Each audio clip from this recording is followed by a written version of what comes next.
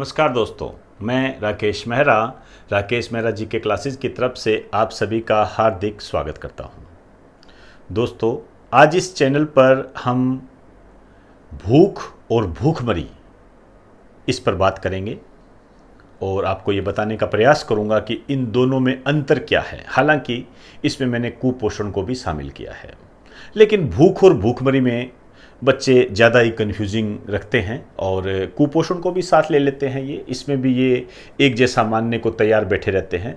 उसी को दूर करने का आज मैं प्रयास करूंगा, लेकिन इससे पहले एक FAO है, उसकी चर्चा करना चाहूँगा मैं। हालांकि इसके बारे में मैंने कुछ दिन पहले ही भूख से संबंधित एक वीडियो अपलोड किया था, उसमें मैंने बताया भी था, लेकिन यहाँ मेरा उद्देश्य उसको विस्तार देना है, तो उसको विस्तार से बताऊंगा मैं।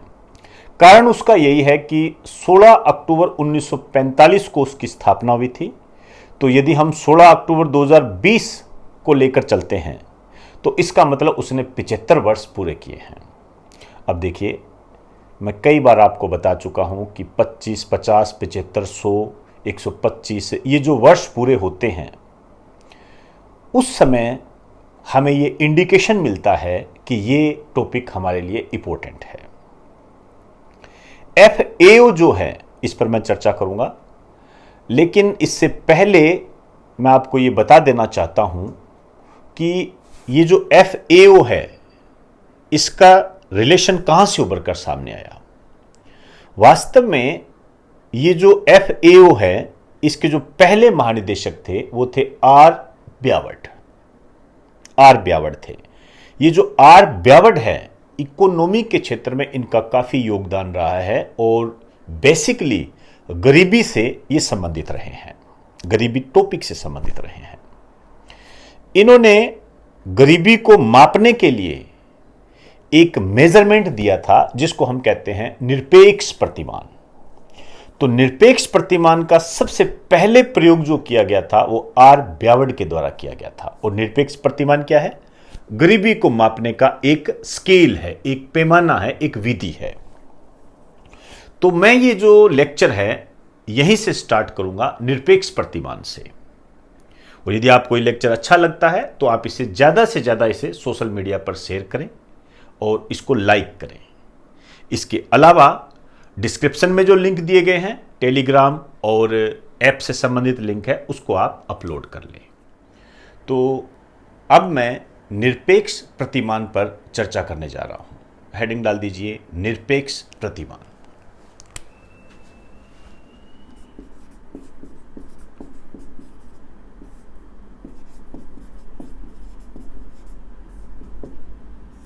निरपेक्ष प्रतिमान। देखिए, मैं बता चुका हूं कि निरपेक्ष प्रतिमान जो होता है ये गरीबी को मापने का एक तरीका है और भारत इसका इस्तेमाल करता है। मुद्दा यह होता है कि इसमें क्या चीज़ देखी जाती है, मतलब आप कह सकते हो इसका आधार क्या है। इसका जो आधार है ये है न्यूनतम उपभोग व्यय, मिनिमम कंजप्शन एक्सपेंडिचर, न्यूनतम उपभोग व्यय।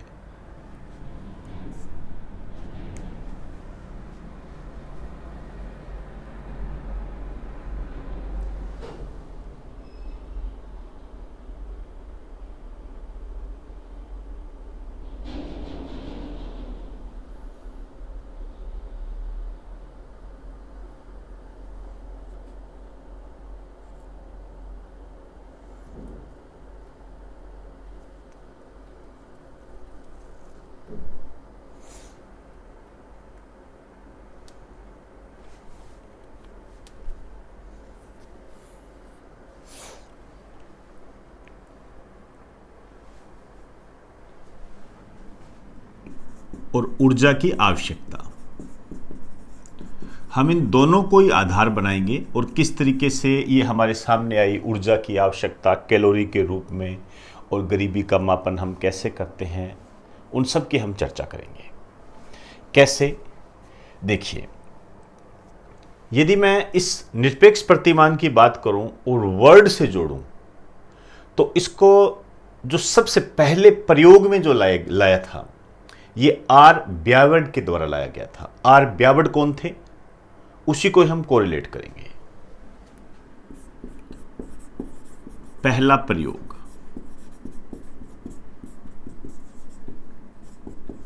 आर ब्यावर्ड के द्वारा। ये जो आर ब्यावर्ड है,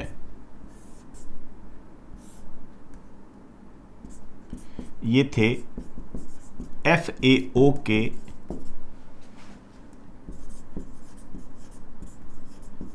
प्रथम महानिदेशक, पहले महानिदेशक थे आर ब्यावर्ड। और अब मैं बात करने जा रहा हूं FAO की। ये जो FAO है,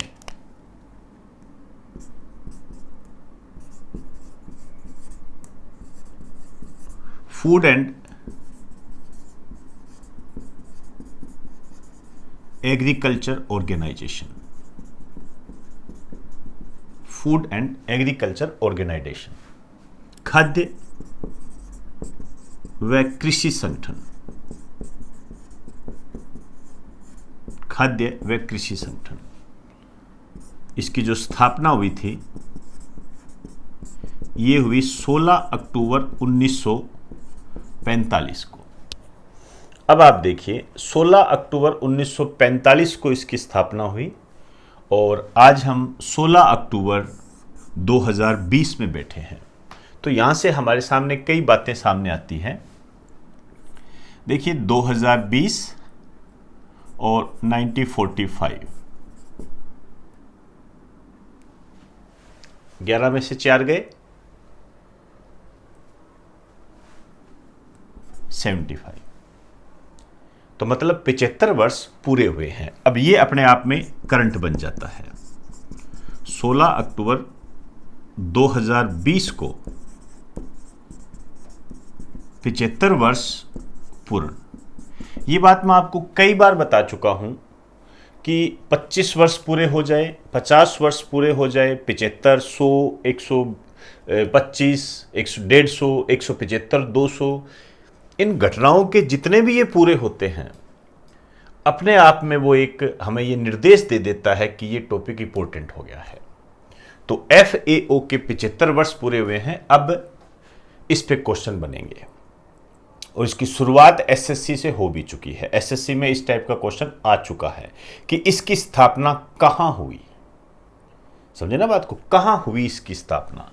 तो ध्यान रखना, इसकी जो स्थापना हुई थी, ये हुई क्यूबेक सिटी, कनाडा में।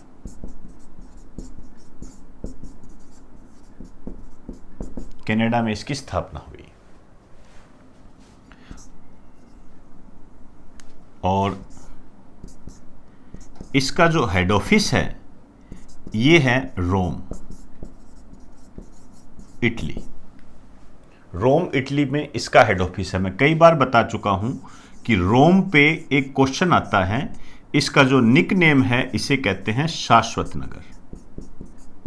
और जो इटली है, इसका निक नेम है यूरोप का भारत। ये पहले भी मैं बता चुका हूं और यहां आपका एक तरीके से रिवाइज हो जाता है, तो ये ध्यान रखें। अब देखिए, इसके हेड कौन है, वर्तमान महानिदेशक कौन है, इसकी बात करेंगे।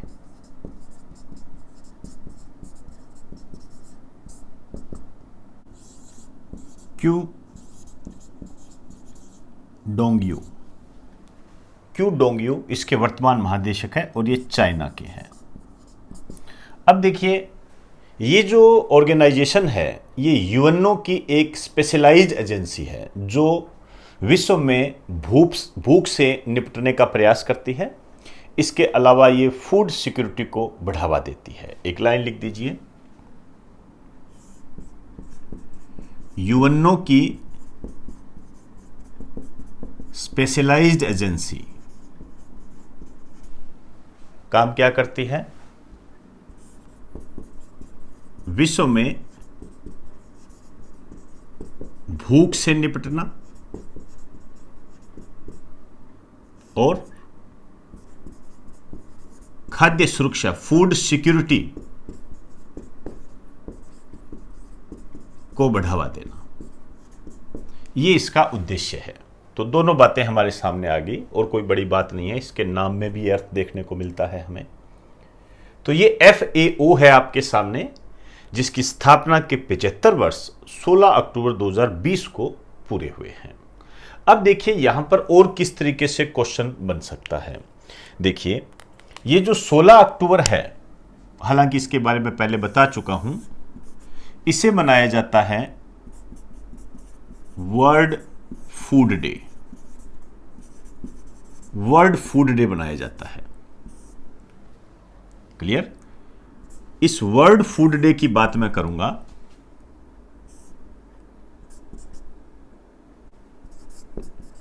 ये सबसे पहले जो मनाया गया था 16 अक्टूबर 1981 को मनाया गया था, और लेटेस्ट में जो मनाया गया है 16 अक्टूबर 2020 को। आपने इस 16 अक्टूबर 2020 की थीम ध्यान रखनी है। इसकी थीम क्या रही? Grow, nourish, sustain together. Grow, nourish, sustain together. एक बात और है, ये जो 16 अक्टूबर है, इस दिन एक पुरस्कार भी दिया जाता है। इस दिवस पर विश्व खाद्य पुरस्कार दिया जाता है।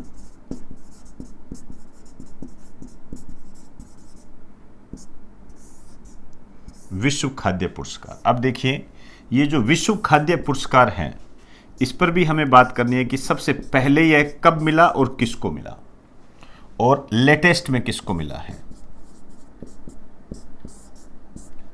सबसे पहले ये जो मिला था 1987 में मिला था। यहां मैं आपको बताना चाहूंगा, मेरा जो पिछला लेक्चर दिया था मैंने आपको, जहां मैंने भूख सूचकांक की बात की थी, वहां पर मैंने इस टॉपिक के संबंध में भी कुछ बातें बताई थी आपको। तो उस दिशा में वहां पर मैंने आपको 1981 बताया है, तो उसे आप करेक्ट कर लें। वो 1981 नहीं है, वो 1987 है। तो विश्व खाद्य पुरस्कार सबसे पहले 1987 में दिया गया था, और ये जो दिया गया था, ये दिया गया था प्रोफेसर MS स्वामीनाथन को।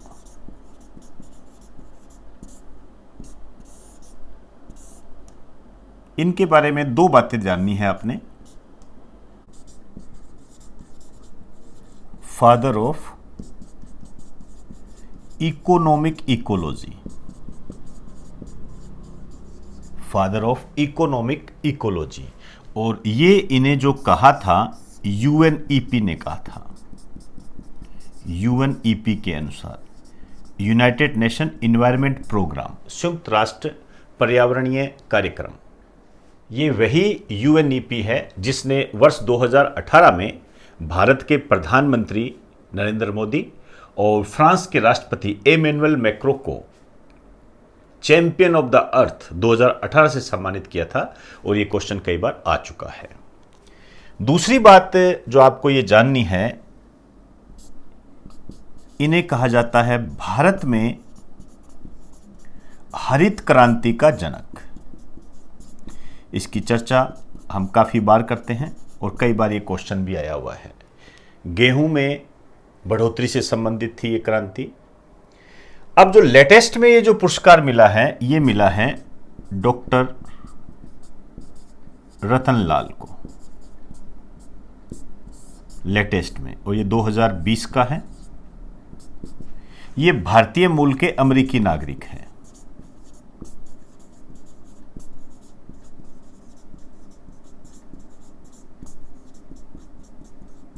ये भारतीय मूल के अमेरिकी नागरिक है, इन्हें ये प्राइज मिला है।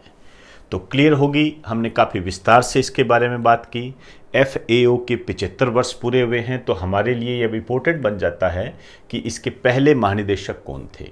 R ब्यावड़ था, और R ब्यावड़ जो थे, इन्होंने किसके कारण इनको जाना जाता है, इन्होंने गरीबी को मापने का एक तरीका उपलब्ध करवाया था, निरपेक्ष प्रतिमान जिसका इस्तेमाल भारत कर रहा है। यहां पर एक बात और लिख दीजिए,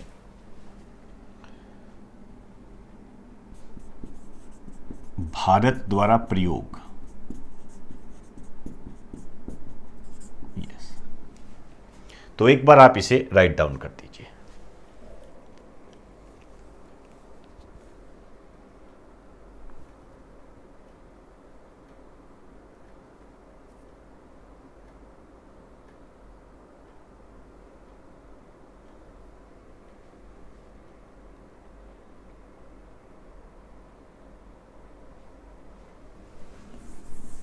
अब देखिए, ये जो फूड एंड एग्रीकल्चर ऑर्गेनाइजेशन है, यह भूख की स्थिति का आंकलन करता है, हमें बताता है कि विश्व में भूख की क्या स्थिति है, भारत के बारे में भी ये बताता है। तो हमारे सामने कई शब्द आते हैं जिसमें मैंने देखा है बच्चे अक्सर कंफ्यूज रहते हैं और कई लोग तो इसको बिल्कुल एक मान लेते हैं, जबकि ऐसा बिल्कुल भी नहीं है, बिल्कुल भी नहीं है। तो FAO के संबंध में जो भूख होती है, जो कुपोषण होता है और जो भूखमरी होती है, वो क्या है? मेरे कहने का मतलब यह है, भूख और भूखमरी में अंतर क्या है, दोनों में डिफरेंस क्या है, जिसको हम एक लेके चलते हैं। ये एक नहीं है, ध्यान रखें। मैं 3 बातों को साथ लेके चलूंगा। एक साइड में लिख दीजिए भूख, कुपोषण, इसको मेल न्यूट्रिशन बोलते हैं, उसको हंगर बोलते हैं। एक है भूखमरी। इन तीनों शब्दों में अंतर है। क्या अंतर है? भूख क्या है?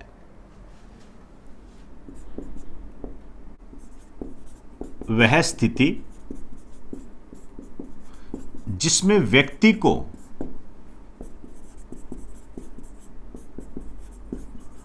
जितना भोजन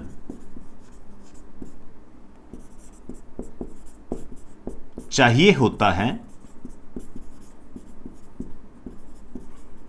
उतना मिलता नहीं है। जितना भोजन उसको चाहिए होता है उतना मिलता नहीं है। ध्यान से समझे इन शब्दों को।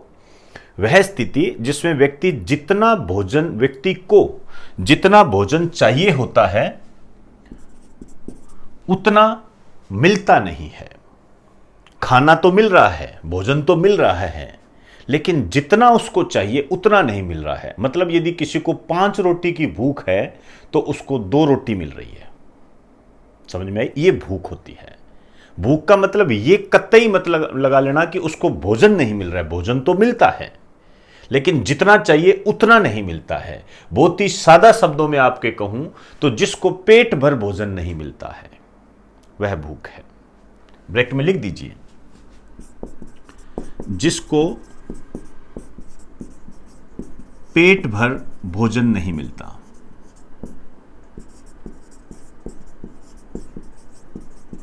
ये भूख होती है।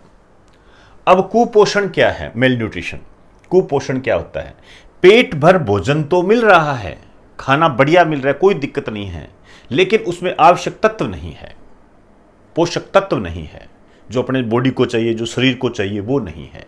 एक लाइन लिखिए, वह स्थिति जिसमें पेट भर भोजन तो मिलता है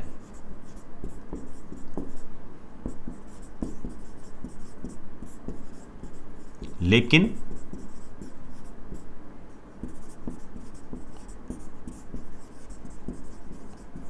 उसमें आवश्यक पोषक तत्व नहीं होते हैं। आवश्यक पोषक तत्व नहीं होते हैं, जैसे वो दूध नहीं पीता है, हरी सब्जियां नहीं खाता है। अब इसकी तुलना आप ऐसे भी कर सकते हो कि कोई जरूरी नहीं है कि ये गरीबी में ही हो। गरीब व्यक्ति तो कुपोषण का शिकार होगा ही होगा, उसमें तो कोई दुराई नहीं है, लेकिन वो भी कुपोषण का शिकार हो सकता है जो अमीर व्यक्ति है, बहुत पैसा है उसके पास, लेकिन आप देखिए फास्ट फूड खाता है, और फास्ट फूड पे उसका अपना जीवन डिपेंड है। आपने देखे नहीं, कई ऐसे बच्चे होते हैं जिन्होंने अपने वेट को, वजन को काफ़ी बढ़ा रखा होता है, कहता नहीं ये फास्ट फूड खाता है, वो कुपोषण का शिकार है। ध्यान रखें, खूब पैसा है, महंगे से महंगा बर्गर, ये इस टाइप की चीज़ें खाता है, लेकिन उसने अपने शरीर को अनबैलेंस कर रखा है, वो कुपोषण है। क्लियर हुई बात सारी? तो कुपोषण वो है, पेट भर भोजन तो मिलता है लेकिन उसमें आवश्यक पोषक तत्व नहीं होते हैं। अब देखिए भूखमरी क्या है। शब्द को देखोगे तो आपको अपने आप समझ में आ जाएगा। भूखमरी, भूख के कारण होने वाली मृत्यु, ऐसी स्थिति जिसमें मृत्यु का कारण केवल भूख होता है। कहता ना ये भूख के कारण मर गया, वो भूखमरी है। यहां मरना नहीं है, ध्यान रखें। यहां भोजन मिल रहा है उसको, लेकिन 5 रोटी चाहिए, उसकी जगह उसको 2 रोटी मिल रही है। यहां मिल ही नहीं रहा है और उसके कारण वो मर गया। 2 बातें होगी, भोजन मिल नहीं रहा है और वो मर गया, इसको 2 रोटी भी नहीं मिल रही है यहां पर। तो एक लाइन लिखिए, वह स्थिति जिसमें व्यक्ति की मृत्यु का कारण भूख होता है, इसको भूखमरी कहते हैं। बहुत ही सिंपल शब्दों में कहो, लिख दीजिए, भूख के कारण होने वाली मृत्यु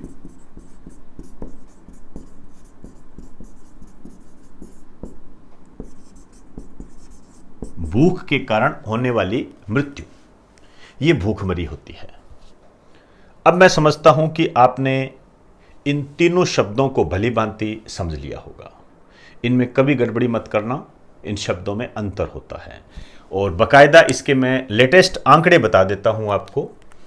जैसे इसकी बात करूं, भूख की जो वर्तमान स्थिति है लेटेस्ट, हालांकि मैंने ये करंट जीके में आपको कराया हुआ है, ग्लोबल हंगर इंडेक्स 2020 में भारत का स्थान 94 है। ये ध्यान रखें, 2020 में ये लेटेस्ट रिपोर्ट है, उसमें 94वां स्थान है।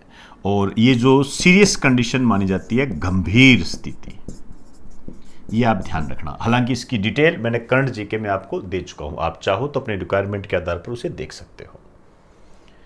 कुपोषण कितना है भारत में?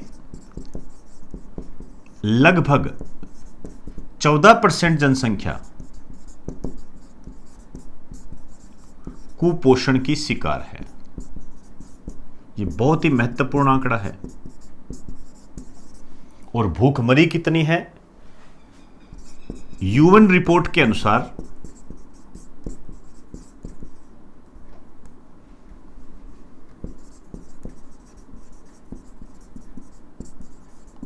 भारत में सबसे अधिक भूखमरी है। वर्ल्ड में सबसे ज्यादा भूखमरी भारत में है, ध्यान रखना। और बाकायदा एक संख्या भी बताई गई है, लगभग 19.4 करोड़। भारत में लगभग 19.4 करोड़ जो लोग हैं, ये भूखमरी के शिकार है, यूएन रिपोर्ट के, यूनाइटेड नेशन रिपोर्ट के आधार पर। तो ये 3 आंकड़े आपने ध्यान भी रखने हैं। इसमें सबसे ज्यादा महत्वपूर्ण जो आंकड़े हैं वो ये दोनों हैं, 94 और 14%। ये ध्यान रखना। आंकड़ों से संबंधित जो क्वेश्चन बनते हैं वो ऐसे ही बनते हैं। तो एक बार आप इसे राइट डाउन कर दीजिए।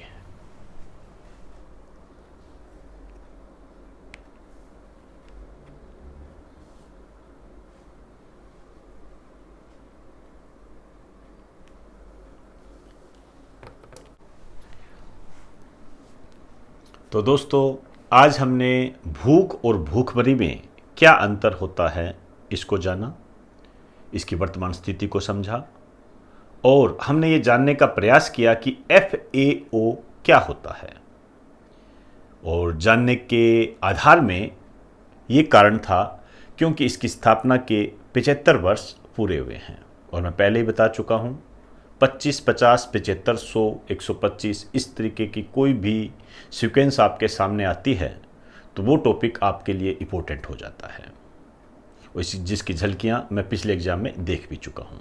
तो आप भी इसको एक महत्वपूर्ण टॉपिक के रूप में अपने नोट्स में शामिल करें। और इसके अलावा हमने वर्ल्ड फूड डे और वर्ल्ड फूड प्राइज़ को दोबारा रिवाइज़ किया था, हालांकि क्योंकि इससे पहले मैं इसकी चर्चा कर चुका हूँ। तो दोस्तों इस लेक्चर को ज़्यादा से ज़्यादा शेयर करें, ऐसी उम्मीद मैं आपसे करता हूँ। तो इजाज़त दीजिए, आप सभी को मेरा नमस्कार।